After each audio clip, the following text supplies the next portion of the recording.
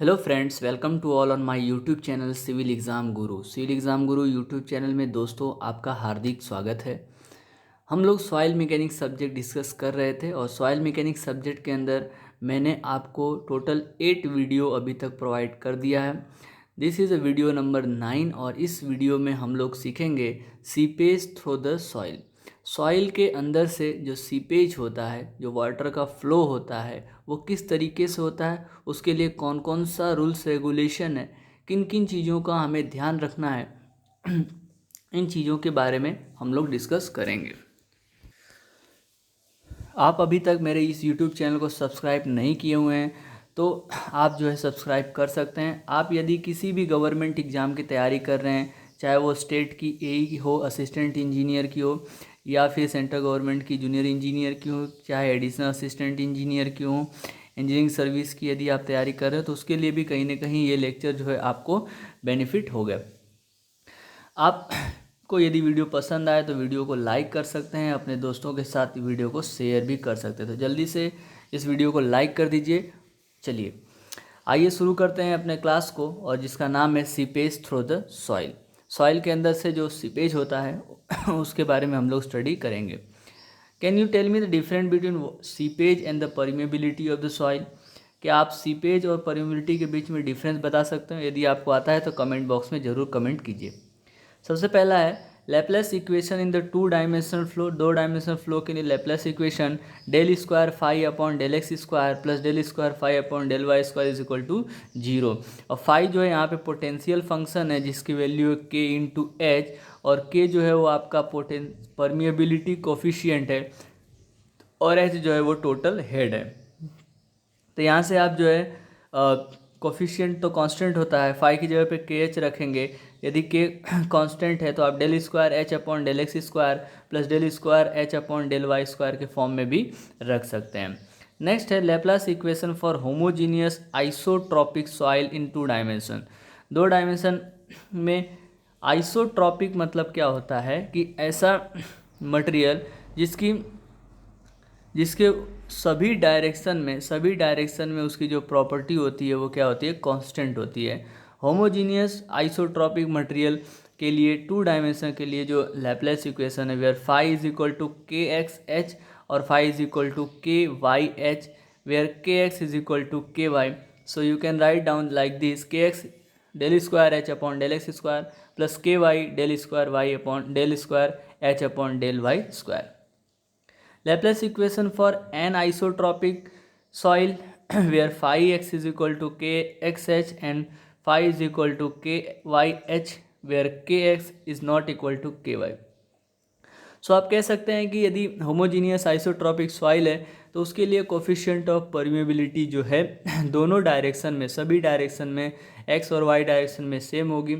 An isotropic है तो वहाँ पे कोफिशिएंट ऑफ परमेबिलिटी सेम नहीं होगी।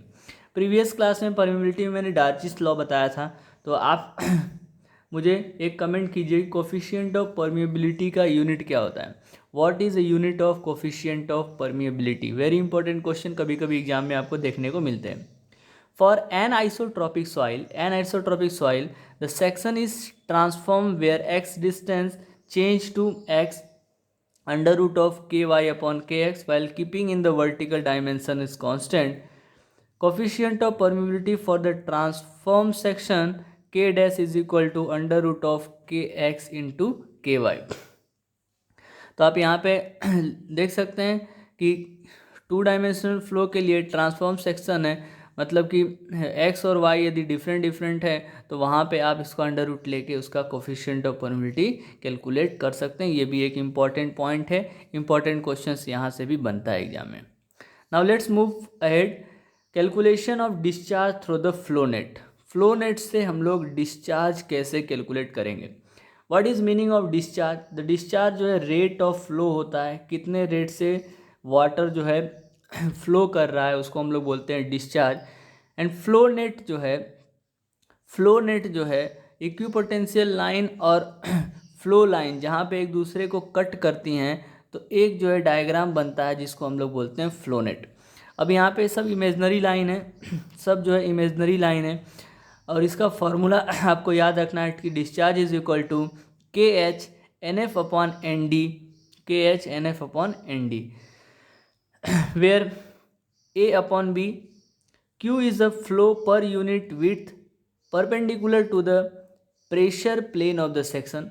Q जो है फ्लो पर यूनिट विड्थ मतलब डिस्चार्ज पर यूनिट विड्थ होगा. H जो है वो टोटल हेड होगा. NF is a number of the flow channel. Flow channel कितना है वो. ND is a number of the equipotential drop. और ये जो है आपका फ्लो नेट्स है. याद रखिएगा फ्लो लाइन और इक्विपोटेंशियल लाइन दोनों को एक दूसरे को परपेंडिकुलर डिग्री पर मतलब 90 डिग्री पर दोनों कट करती हैं एक दूसरे के. ऑर्थोगोनल होता है दोनों एक दूसरे के. What is meaning of NF? तो NF is equal to N gamma minus 1 is N gamma is the number of the flow line. Number of flow line में से 1 माइनस कर दो तो आपको NF मिल जाएगा. और N5 माइनस 1 कर दोगे तो नंबर ऑफ इक्विपोटेंशियल लाइन में से 1 माइनस कर दोगे तो नंबर ऑफ फ्लो लाइन और नंबर ऑफ इक्विपोटेंशियल ड्रॉप और फ्लो लाइन जो है आपको मिल जाएगा. Number of now shape factor का एक डेफिनेशन है आपको याद रखना है. NF upon ND, NF upon ND number of flow channel divided by number of equipotential drop. Number of flow channel divided by number of equipotential drop that is known as a shape factor. यहाँ पे A और B क्या है तो dimension of elementary square hence ratio A upon B is generally equal to 1. तो A upon B का जो ratio 1 होता है इसीलिए जो है हम लोग almost Q is equal to KH NF upon ND लिखते हैं. Q is equal to KH NF upon ND हम लिखते हैं. Shape factor NF upon ND is a function of boundary condition only. Exam में आपको पूछता है कि व्हाट इज सेप फैक्टर. तो सेप फैक्टर जो है रेशियो होता है फ्लो चैनल और इक्विपोटेंशियल ड्रॉप का and will change only when the extent of flow is change. जैसे जैसे फ्लो चेंज होगा वैसे वैसे सेप फैक्टर भी क्या होगा चेंज होगा. It will not change even if the upstream and downstream water level are interchange and the direction of the flow is reverse. इस पे फ्लो के डायरेक्शन से कोई भी इफेक्ट नहीं पड़ने वाला है सेप फैक्टर के ऊपर. Keeping the boundary condition same, if the value of NF is changed then the value of ND will be automatically changed in such a way to keep the value of the shape factor constant. तो याद रखिएगा हमेशा shape factor constant रखना होता है. तो यदि NF की वैल्यू चेंज हो रही है तो ND की वैल्यू भी ऑटोमेटिकली चेंज हो जाएगी. Okay now let's move ahead. Method of obtaining the flow net. Flow net calculate करने के लिए हमारे पास कौन कौन से मेथड्स हैं. पहला एनालिटिकल मेथड, दूसरा है electrical flow analogy method, third is capillary flow analogy method, fourth is a sand model method and fifth is a graphical method. You have to at least remember the name of the methods. So in objective exam it is directly asked that which method is used to calculate or obtaining the flow net. Now next topic is a phreatic line. Sorry, what is phreatic line? You can see in the graph, you can see in the figure, one line is passing at this dam, so that line is known as a phreatic line. It is a top flow line which follow the path of base parabola. It is a top flow line, सबसे ऊपर वाली line होती है जो एक parabolic path को follow करती है. It is a stream line, इसको स्ट्रीम लाइन भी बोलते हैं. The pressure on this line is atmospheric and below the line is hydrostatic. अब इस लाइन के ऊपर जो प्रेशर है वो एटमॉस्फेरिक प्रेशर लगता है. इस लाइन के बिलो वाटर जो है कांस्टेंट होने की वजह से हाइड्रोस्टेटिक प्रेशर लगता है. phreatic line with the filter x plus s is equal to under root of x square plus y square. यदि x की वैल्यू 0 रखते हैं, y की वैल्यू s रखते हैं और dy अपॉन dx करते हैं तो you can got dy upon dx is equal to s upon under root of s square plus 2sx. x is equal to 0 and dy upon dx is equal to 1. So you got y is equal to s and q is equal to k into s. So where q is found out without knowing the complete flow net. यदि हमें पूरा का पूरा flow net नहीं पता चल रहा है तभी भी हम directly q is equal to k s करके कैलकुलेट कर सकते हैं directly value of the discharge. Now phreatic line without filter, phreatic line without filter for alpha less than 30 degree Q is equal to k a sine square alpha and a की value आप यहाँ से alpha की value निकाल सकते हैं a की value d upon cos alpha minus under root of d square upon cos square alpha minus h square sine square alpha. You can see in the graph, ये line जो है आपका water table line represent करवा रही है और यहाँ से ये डैम जो है, ये ट्रेपेजॉइडल सेक्शन जो है वो डी डेप्थ, इसका विड्थ डी है, हाइट एच है और यहाँ पे जो फ्री बोर्ड है वो 0.3 L है। If alpha is greater than 30 degree so के a sine alpha tan alpha. आपको ये सब फॉर्मूला याद नहीं रखना है, हालांकि ये सब कभी एग्जाम में आता नहीं है, ध्यान रखेंगे। Now next is flow through the non homogeneous section. यदि नॉन होमोजीनियस सेक्शन है तो उसकी परमिबिलिटी सबकी अलग होगी। K1 upon K2 is equal to ten alpha upon ten alpha one upon ten alpha to.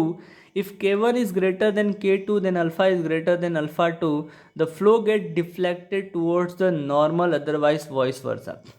तो नॉन होमोजीनियस सेक्शन के लिए याद रखिएगा K1 upon K2 is equal to ten alpha one upon ten alpha to.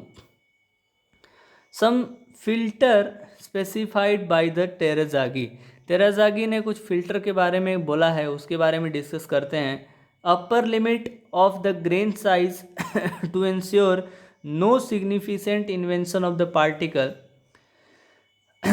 Upper limit lower limit के बारे में इन्होंने बोला है कि D15 is a filter divided by 85 protective material less than 5। Means जो रेशियो है फिल्टर और प्रोटेक्टिव मटेरियल का, फिल्टर क्या होता है, जहाँ से वाटर जो है आसानी से पास हो जाए बाय फिल्ट्रेशन, मीन्स वहाँ पे उसकी इम्प्योरिटी है कुछ रुक जाए और वाटर जो है पास हो जाए। तो 15 D15 divided by D85, D is a percentage of the particle size of particle less than 15 size, तो लेस देन 5 होना चाहिए। Lower limit to ensure the sufficient head loss. Lower limit क्या बताता है, अपर लिमिट क्या बताता है कि grain size to ensure the significant invasion. Upper limit shows the grain size of the particle, lower limit shows the sufficient head loss without excessive seepage pressure। so D15 filter और D15 protected का जो ratio है वो 4 से ज़्यादा और 20 से कम होना चाहिए। एडिशनल गाइडेंस की बात, गाइडलाइन, तो D50 अपॉन D50 मतलब D50 फिल्टर और D50 प्रोटेक्टेड मटेरियल का जो रेशियो है वो लेस देन 25 आना चाहिए। Okay, in this way we have discussed the seepage or short detail about the seepage, and we have discussed the formula related with the coefficient of permeability, and already also discussed about the flow net, what is flow net, what is equipotential line, what is the equipotential line, flow line, equipotential drop, NF and D shape factor। so उम्मीद करता हूँ आपको चीज़ें समझ में आई होंगी। यदि नहीं समझ में आया तो आप कमेंट बॉक्स में नीचे कमेंट कर दीजिए, जिससे हम लोग और भी चीज़ों को डिस्कस करेंगे। अभी तक आपने यदि वीडियो को लाइक नहीं किया है तो वीडियो को लाइक कर दीजिए। चैनल पे फर्स्ट टाइम आया है तो चैनल को सब्सक्राइब जरूर कर दीजिए। Once again thank you very much for watching this video. Keep watching, keep sharing, अपने दोस्तों के साथ शेयर करते रहिए और चैनल को मोटिवेट कीजिए, चैनल को आगे बढ़ाने में आप अपना योगदान दीजिए। Thank you.